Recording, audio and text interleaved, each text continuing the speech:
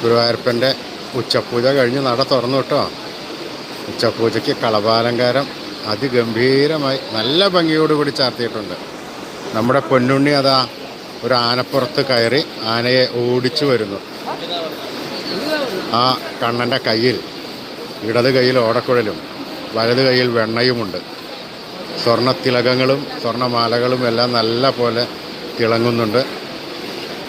തിരുമുടിമാലയും വനമാലയും നല്ല ഭംഗിയോടുകൂടി അലങ്കരിച്ചിട്ടുണ്ട്.